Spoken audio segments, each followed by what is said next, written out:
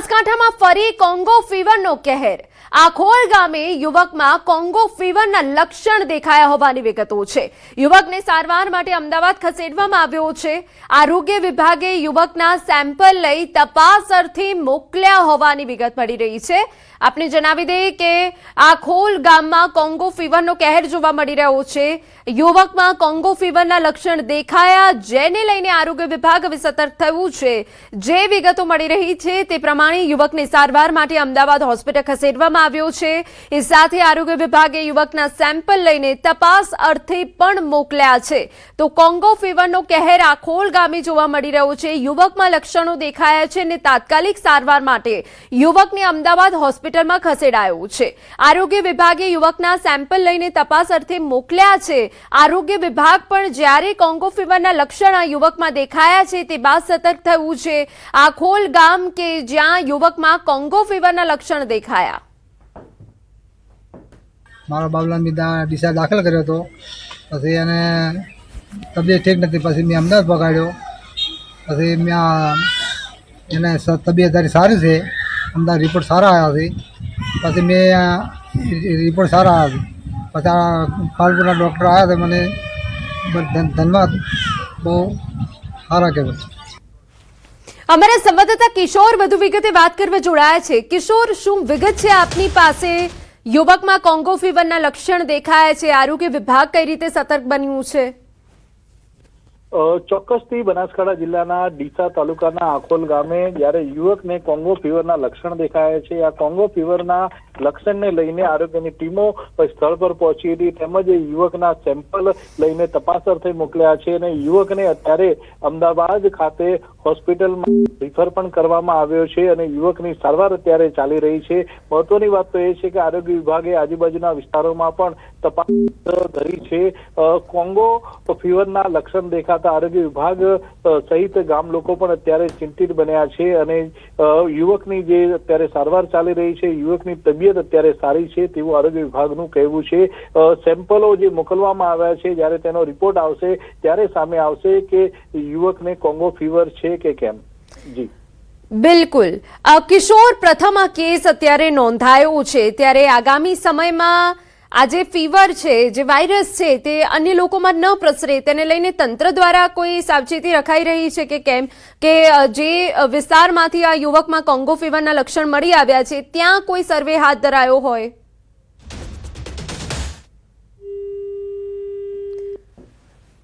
તો જે રીતે યુવકને સારવાર માટે અમદાવાદ ખસેડાયો હોવાની વિગતો છે, આખોલ ગામે યુવકમાં કોંગો ફીવરના લક્ષણો દેખાયા છે।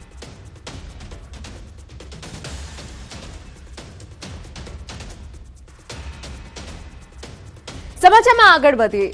વિયેતનામમાં આવેલા ચક્રવાતના કારણે ભારે નુકસાની સર્જાઈ છે। ચક્રવાતના કારણે ભારે પવન, વરસાદ અને પૂરથી રસ્તાઓ પાણીમાં ડૂબી ગયા અને ઘરો તથા વીજળીના થાંભલાઓને નુકસાન થયું છે, જેની ખૂબ મોટી અસર જોવા મળી। જનજીવન પ્રભાવિત થયું છે। ખાસ મધ્ય વિયેતનામમાં મોટા પ્રમાણમાં વિનાશ સર્જાયો છે અને મોટા પ્રમાણમાં નુકસાન થયું છે। લોકોના ઘરો જળમગ્ન થઈ ગયા છે, તો ક્યાંક લોકો ગળાડૂબ પાણીમાંથી પસાર થતા જોવા મળી રહ્યા છે। નદીઓ ગાંડીતૂર બની છે, અનેક લોકોના રેસ્ક્યુ કરાઈ રહ્યા છે। જ્યાં નજર કરો ત્યાં બસ પાણી જ પાણી છે। લોકોની ઘરવખરીથી લઈ બધું જ પાણીમાં તણાઈ ગયું। તો અહીંથી આકાશી નજારો પણ ડરામણો દેખાઈ રહ્યો છે, કારણ કે અહીં સ્થળ ત્યાં જળની પરિસ્થિતિનું નિર્માણ થયું છે। દેશના અર્થતંત્ર અને જનજીવન પર તેની ગંભીર અસર પડી છે।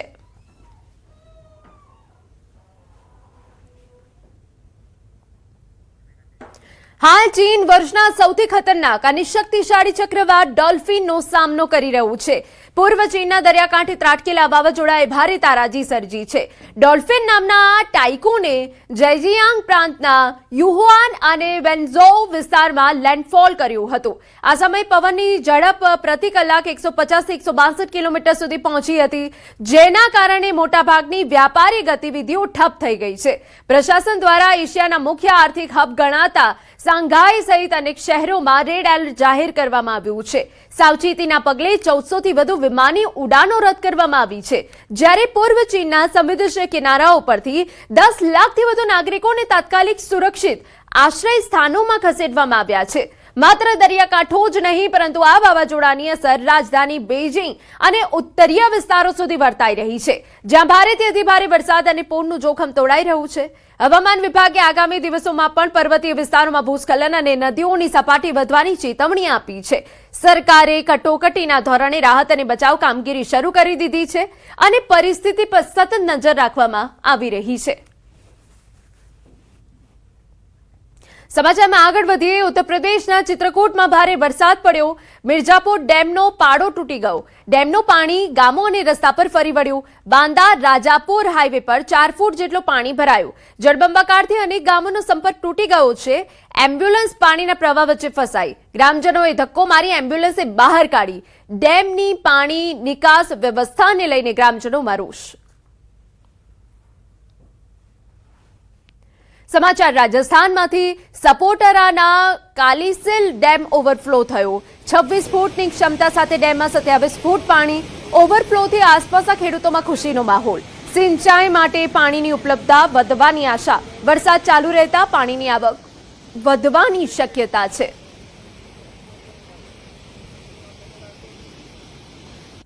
સમાચારમાં આગળ વધીએ તો રાજસ્થાનના હિંડોનમાં વરસાદ બાદ જળબંબાકારની સ્થિતિ. ડેમ્પ રોડ સહિત અનેક વિસ્તારોમાં પાણી ભરાયા. બજારોની દુકાનોમાં વરસાદી પાણી ઘૂસી ગયું. વેપારીઓને માલ સામાનના નુકસાનથી આર્થિક ફટકો. જિલ્લા હોસ્પિટલ અને તહસીલ કચેરી વિસ્તારમાં પાણી ભરાયા. ડ્રેનેજ વ્યવસ્થાને લઈ સ્થાનિકોમાં રોષ છે. દર વર્ષે પાણી ભરાવાની સમસ્યા કાયમી નિરાકરણની પણ માંગ કરાઈ છે.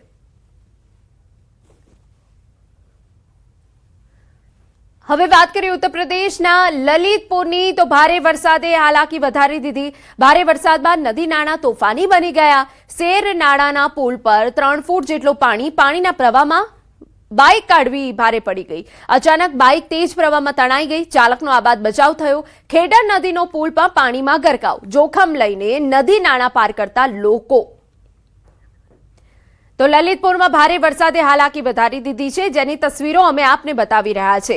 ભારે વરસાદ બાદ નદી નાળા પણ તોફાની બન્યા અને તે વચ્ચે લોકોએ જીવના જોખમે આ રસ્તો પસાર કરવાનો પ્રયત્ન કર્યો, જેમાં એક બાઇક ચાલક તણાતો બચી ગયો હતો. પાણીનો પ્રચંડ પ્રવાહ એટલો જોરદાર હતો કે બાઇકને તાણી ગયો. ચાલકનો આબાદ બચાવ થયો હતો. મહત્વના સમાચાર. હવામાન વિભાગની આગાહી. સારા વરસાદ માટે હજુ રાહ જોવી પડશે. આગામી 7 દિવસ ભારે વરસાદે કોઈ શક્યતા નહીં. આગામી 7 દિવસ સામાન્ય વરસાદની શક્યતા. સૌરાષ્ટ્રના અમુક વિસ્તારમાં સામાન્ય વરસાદની શક્યતા. દક્ષિણ ગુજરાતના અમુક વિસ્તારમાં સામાન્ય વરસાદની શક્યતા. રાજ્યમાં સામાન્ય કરતા 60% વરસાદ. સૌરાષ્ટ્ર કચ્છમાં સામાન્ય કરતા 30% ઓછો વરસાદ.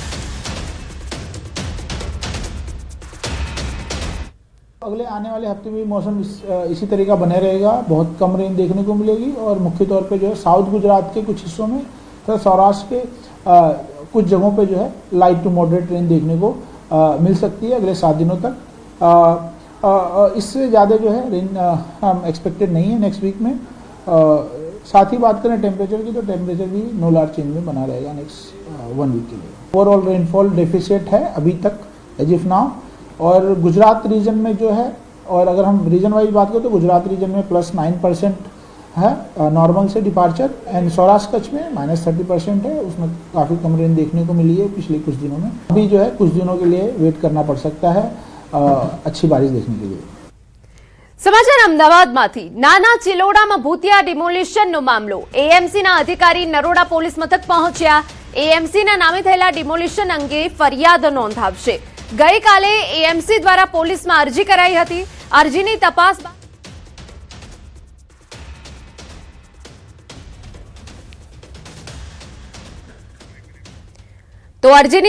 બાદ આજે ફરિયાદ નોંધવામાં આવી શકે તેવી શક્યતા દેખાઈ રહી છે. નાના ચિલોડામાં ભૂતિયા ડિમોલિશન કરી દેવામાં આવ્યું હતું. એએમસીના અધિકારી નરોડા પોલીસ મથક પહોંચ્યા છે. આ ડિમોલિશન કોણે કર્યું તેને લઈને હજુ પણ સસ્પેન્સ યથાવત છે. સમાચારમાં વાત હવે સુરતની કરીએ તો બીઆરટીએસ બસના ડ્રાઈવરની દાદાગીરી સામે આવી. સુરત બીઆરટીએસ બસથી લોકોના હાલ બેહાલ થઈ ગયા. મુસાફરો સાથે દાદાગીરી કરી. ગરમી લાગે તો નીચે ઉતરી જાઓ, ઉતરી જવાનું કહી મુસાફરોને રસ્તે રજડાવ્યા. બીઆરટીએસ બસમાં એસી કામ ના કરતા લોકો પરેશાન. ખીચોખીચ મુસાફરો હોવાના કારણે લોકો બફાયા. બીઆરટીએસમાં અસુવિધાના કારણે લોકો રોષે ભરાયા. આવી પરિસ્થિતિમાં બસો ડ્રાઈવર દાદાગીરી કરતો હોવાનો આરોપ. રૂટ નંબર 17 ની બીઆરટીએસ બસમાં એસી બંધ. મુસાફરોને ગરમી અને ગુંગળામણથી હાલાકી થઈ. મુસાફરોએ એસી ચાલુ કરવા વિનંતી કરી. વરાછા મિની બજાર પાસે ડ્રાઈવર બસ છોડીને જતો રહ્યો હોવાનો પણ આક્ષેપ. મુસાફરોને રસ્તા પર જ ઉતારી દેવામાં આવ્યા હોવાની ફરિયાદ. નમસ્કાર સાથીઓ, હું ચંદ્રિકા સોલંકી. અત્યારે અમે સુરત સિટી બસ સ્ટેન્ડથી 17 નંબરની સિટી બસમાં બેઠા બકરાની જેમ બધા અહીંયા ઊભા છે અને એટલી બધી ગરમી લાગતી હતી તો અમે એને એસી ચાલુ કરવાનું કીધું તો કે એસી બગડી ગયું છે, ભાઈ નાટક કર્યા અને પછી અમે વિડીયો બનાવ્યો કે ભાઈ તું એસી ચાલુ કર, ગભરામણ થાય છે, કાચ પણ બંધ છે, બરાબર. અત્યારે તમે જુઓ તો એને રસ્તામાં ગાડી ઊભી કરી દીધી છે. અમને બધાને એવી દાદાગીરી કરીને ધમકી આપે છે કે તમે બધા અહીંયાથી ઉતરી જાઓ અને અત્યારે જો એસી ચાલુ થઈ ગયું. અત્યારે ઠંડો પવન આવી રહ્યો છે. બેન આવે છે ને પવન હવે આવી છે ને આ તો પબ્લિક જાય છે, બીજી બસ તો મૂકતા નથી વધારે. બોલો બેન બોલો. બીજી બસ તો વધારે મૂકતા નથી, આટલું પબ્લિક જાય કા અને એસી બંધ હતું. એસી બંધ હતું, હવે ચાલે છે, હવે એસી ચાલે. હા, બસો પણ મૂકતા નથી બીજી અને અહીંયા બધા હેરાન થઈ રહ્યા છે અને આ ડ્રાઈવર તો નીકળી જ જાય છે. જો અહીંયાથી જો આ ડ્રાઈવરે રસ્તામાં ઊભી રાખી છે અને આ ભાઈ છોડીને જતા રહ્યા છે. આ ભાઈ છોડીને જતા રહ્યા છે. અત્યારે એસી ચાલુ થઈ ગયું છે અને આ તમે જો ડ્રાઈવર ગાડી છોડીને નીકળી ગયા છે. ઉતારીને રસ્તા વચ્ચે ડ્રાઈવર છે નહીં અને આ ઉતારીને આવી રીતે જતા રહે. બરાબર છે. આ જો આ પબ્લિક જો ગાડી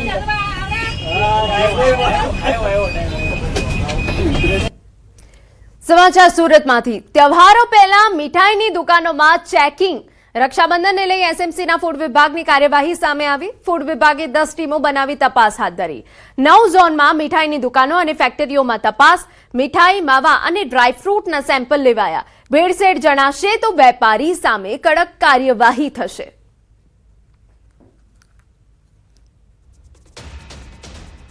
નવ ઝોનમાં કુલ 10 જેટલી ટીમો બનાવવામાં આવી છે. તેમાંથી વિવિધ પ્રકારના મીઠાઈઓના નમૂનાઓ લઈ પ્રકરણસારું લેબોરેટરી મોકલી આપવામાં આવશે. જો રિપોર્ટમાં કંઈક ક્ષતિ જણાય તો કસૂરવારો સામે ફૂડ સેફ્ટી એક્ટ હેઠળ પગલાં લેવામાં આવશે. તો આ તરફ સુરત રેલવે તંત્રનો સપાટો. રેલવે સ્ટેશન પરના સ્ટોલ સીલ કરાયા છે. રેલવે સ્ટેશન પર 4 કેટરિંગ સ્ટોલ સીલ કરાયા. મુસાફરોના આરોગ્ય સાથે ચેડા કરવામાં આવતા હતા. પશ્ચિમ રેલવે દ્વારા કાર્યવાહી થઈ છે. તૈયાર નાસ્તો, ગરમ ભોજનમાં છેડછાડ, પેકેટ ફૂડ અને પીવાનું પાણી મેળવતા હતા. ગુજરાતમાં મિલાવટી ખોરાક અને કહી શકાય અખાદ્ય ખોરાક વેચવાને લઈને એક ઝુંબેશ ચાલી રહી છે. ત્યારે પશ્ચિમ રેલવે દ્વારા સુરત રેલવે સ્ટેશન પર આવેલા 4 જેટલા સ્ટોલ સીલ કરવામાં આવ્યા છે. દ્રશ્ય જોઈ શકાય છે કે આ સ્ટોલ સ્ટેશન ઉપર અને સ્ટેશન પરથી પસાર થતી ટ્રેનોને ચા નાસ્તો વેચતા હતા અને તમામ 4 સ્ટોલમાં ચેકિંગ હાથ ધરતા તેમને ત્યાં ખાદ્ય વસ્તુઓ મળતા તમામને નોટિસ આપવામાં આવી છે. તમામ સ્ટોલ સીલ કરી દેવામાં આવ્યા છે કારણ કે આ મુસાફરોના આરોગ્ય સાથે ચેડા કરતા હતા, જેને લઈને ગુજરાતભરમાં જે રીતે એક અભિયાન શરૂ થયું છે અખાદ્ય વસ્તુઓને લઈને. કારણ કે સુરતમાં પુનાગામ વિસ્તારમાં અખાદ્ય ખોરાક ખાધા બાદ એક જ પરિવારના 5 લોકોને ફૂડ પોઈઝનિંગ થઈ ગયું હતું, જેમાં 5 વર્ષની એક બાળકીના મોત બાદ સમગ્ર ગુજરાતમાં આરોગ્ય વિભાગ સતર્ક બન્યું છે, સતત કામગીરી કરી રહી છે. ત્યારે પશ્ચિમ રેલવે દ્વારા કામગીરી કરવામાં આવી છે. ખાસ કરીને પશ્ચિમ રેલવેના આરોગ્ય વિભાગે સુરત રેલવે સ્ટેશન પર આવેલા 4 જેટલા સ્ટોલને સીલ માર્યા છે કારણ કે આ તમામ સ્ટોલ જે અહીંથી પસાર થતા મુસાફરો છે તેને અખાદ્ય વસ્તુઓ વેચતા હતા. જોકે નોટિસ અને સાથે સાથે દંડની કામગીરી પણ કરવામાં આવી છે. કેમેરામેન જીગર ગુગલ સાથે કીર્તેશ પટેલ, ન્યૂઝ 18 ગુજરાતી, સુરત. વડોદરામાં ફૂડ વિભાગનો સપાટો. ખાદ્ય પદાર્થોના 19 નમૂના ફેલ. 19 નમૂના સબસ્ટાન્ડર્ડ જાહેર. જનતા આઈસ્ક્રીમ એન્ડ જ્યુસ સેન્ટરમાં દરોડા. રાજભોગ આઈસ્ક્રીમ અખાદ્ય નીકળ્યો. શ્રી રામકૃપા એન્ટરપ્રાઇઝમાં લૂઝ માવો અખાદ્ય મળ્યો. સજાને સુપર સ્ટોરમાં લૂઝ ગોળ અખાદ્ય મળ્યો. કમલા 3 એન્ટરપ્રાઇઝમાં વેનીલા આઈસ્ક્રીમ અખાદ્ય મળ્યો. દયા આઈસ ફેક્ટરીમાં પેકેજ ડ્રિંકિંગ વોટર અખાદ્ય મળ્યું. ન્યૂ મહાલક્ષ્મી સુપરમાર્કેટમાં તુવેર દાળ અખાદ્ય મળી છે.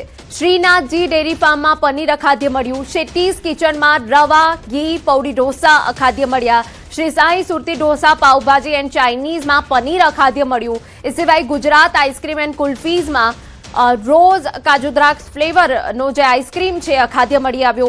અમૃતસરી કુલચામાં ફ્રેશ પનીર મીડિયમ ફેટ મળ્યું છે. મૃદા બાર એન્ટરપ્રાઇઝમાં આઈસ્ક્રીમ બ્લેક કરંટ જે અખાદ્ય મળી આવ્યો. Bhanu sales package drinking water પણ અખાદ્ય. એ સિવાય અનામિકા એન્ટરપ્રાઇઝમાં રોસ્ટેડ બદામ અંજીર આઈસ્ક્રીમ અખાદ્ય મળી આવ્યો.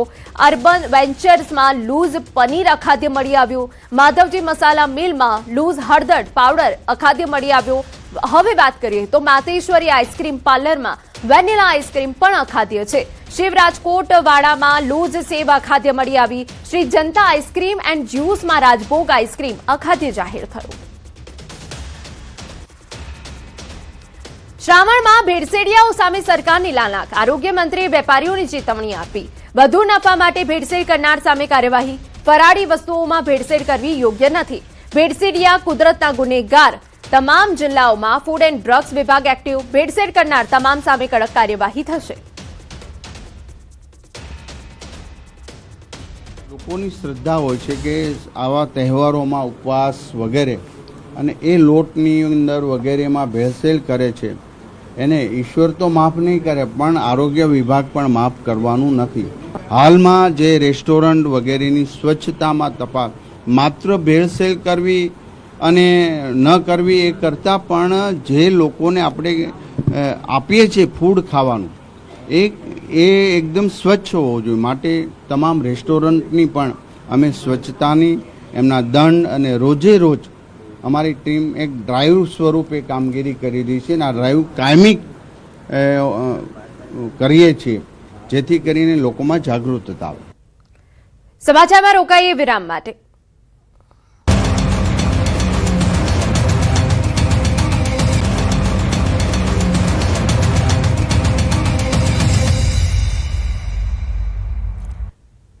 સમાચાર ગાંધીનગરમાંથી.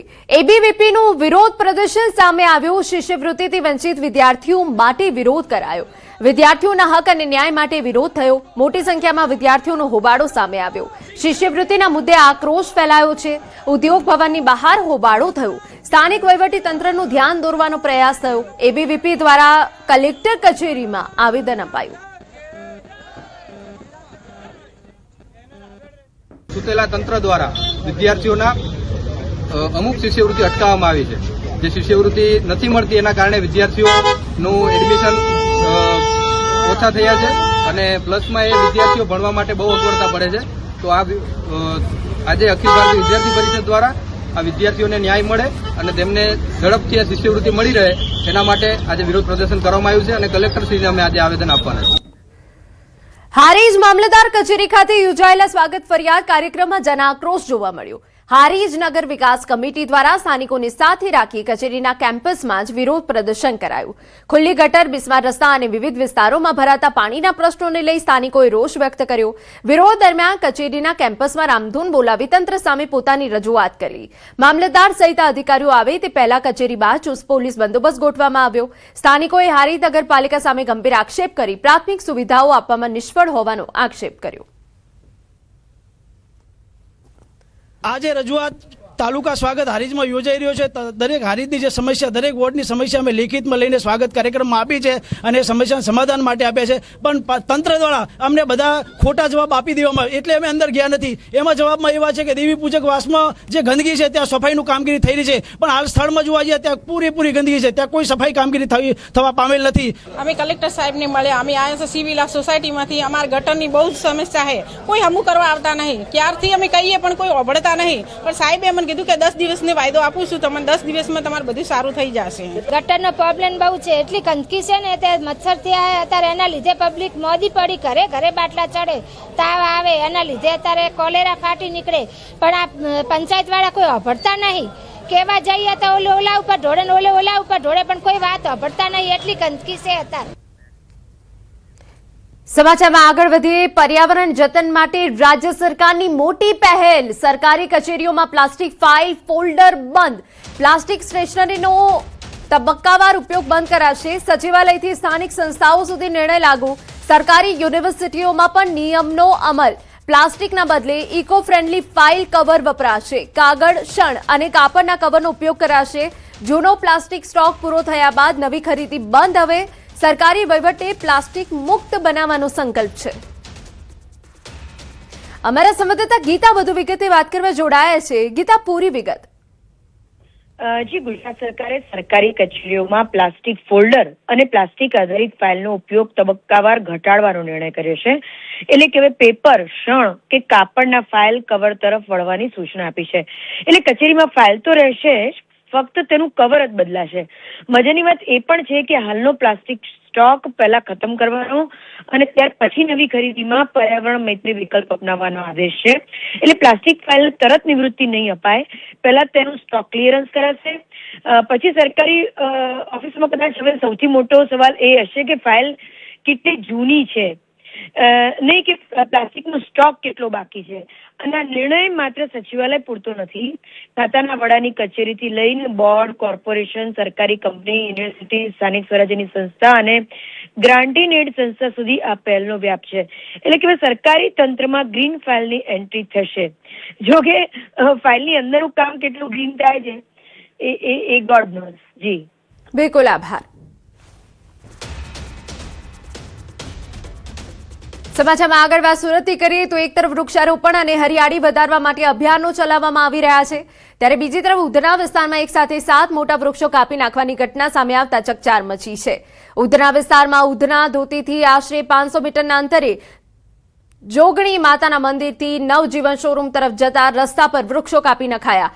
આ મામલે સ્થાનિક સ્તરે એવો આક્ષેપ કરવામાં આવી રહ્યો છે કે વૃક્ષો કાપવા માટે કોઈ મંજૂરી લેવામાં આવી ન હતી. આ ઘટનામાં ઉધના વિસ્તારમાં સંબંધિત અધિકારીઓ દ્વારા 90,000નો દંડ ફટકારવામાં આવ્યો હોવાની માહિતી છે. જોકે 7 મોટા વૃક્ષો કાપી નાખવાની ઘટના સામે માત્ર દંડની કાર્યવાહી કરવામાં આવતા હવે અનેક સવાલો છે. સમગ્ર મામલે ડેપ્યુટી કમિશનર મીના ગજ્જરે ઘટનાની તેમને જાણકારી ન હોવાનું જણાવ્યું હતું. તેમણે ઘટનાની માહિતી મેળવીને આગળની કાર્યવાહી કરવામાં આવશે તેમ જણાવ્યું. સમાચાર અમદાવાદમાંથી 240 કરોડના GIS પ્રોજેક્ટની મંજૂરી મળી. અમદાવાદને આગામી કોમનવેલ્થ અને ઓલિમ્પિક રમતોત્સવ માટે વધુ સજ્જ બનાવવા નિર્ણય લેવાયો.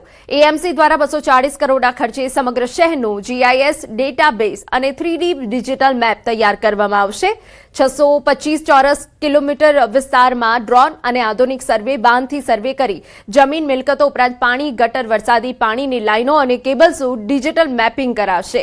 શહેરની આશરે 25 લાખ મિલકતોનું જીઓ કોડિંગ કરી ડિજિટલ ડોર ID અપાશે, જેના થકી બાકી રહેલી મિલકતો શોધવામાં અને પ્રોપર્ટી ટેક્સની આવક વધારવામાં પણ મદદ મળશે. પ્રોજેક્ટ 2.5 વર્ષમાં પૂર્ણ કરવાનું લક્ષ્યાંક.